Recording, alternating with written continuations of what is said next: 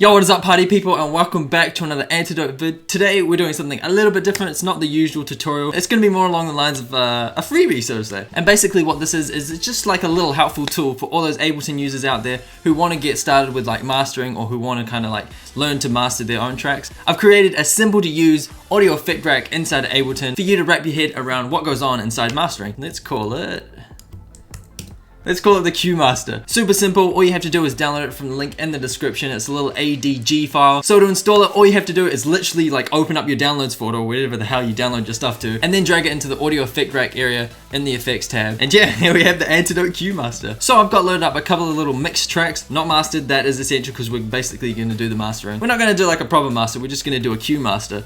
That sounds so weird. Yeah, just a simple, easy master. Alright, so we've got the effect rack inside our track. And to use it, all you have to do is use these 8 little knobs or macro maps here, because I've done all the work for you. If we take a look under the hood, that is basically all the mappings, and I've made it really simple with these 8 knobs inside this audio effect rack, which are dedicated to the proper processing chains, which you'll find inside a typical master, I guess. The input gain to turn it up or down before you even start your master, the lows, the mids, the highs, squish, which we'll talk about later, kind of a little bit like OTT, the stereo width, the glue, and then the loudness overall. Kind of missing an EQ at the start, but you know, if you want to chuck in an EQ at the start to like get rid of your problematic frequencies, feel free. But today we're keeping it simple, which is probably the billionth time I've used the word simple in this video so far. So let's hear our mix down. And we'll go straight for the loudness. Alright, let's start. Input, we could probably drag that up a little bit. I've attached the saturator to the input, so if you're like dragging up the input a bit, it's going to increase the drive on the saturator, you know, like a little bit of analog styles, I think. Yeah. Only a little bit. The low, the mid, the high, basically your personal preference. This is where I would use a reference track if you've got one. Download your favorite song in high quality and then compare your track to that other track and get your like balance levels right. I'm just going to wing it, so.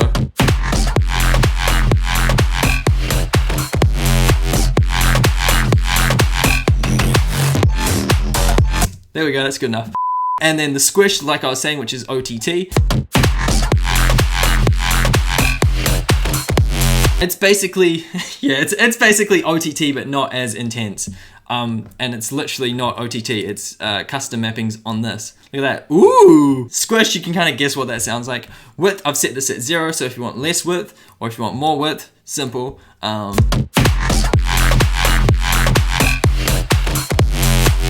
It kind of does it subtly, it doesn't go completely overboard. It's good, I guess, so add a little bit more width, just because. And then lastly, the glue compressor and limiter, which we might want to look at while we're doing. So the glue compressor inside of Ableton is just wonderful, I love it to bits, and it can also make your sounds or your tracks quite loud without slamming them through a limiter. So the limiter is like the final end stage, and the glue compressor will help bring up volume and compress it a bit. Add some glue. Alright, this is where it gets loud.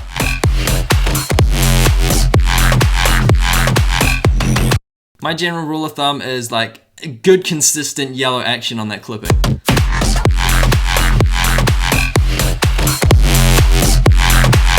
It depends how loud you want to go, I don't know, up to you. And loudness, I mean, you already saw the limiter doing some action over here. Oh, that sounds amazing, doesn't it?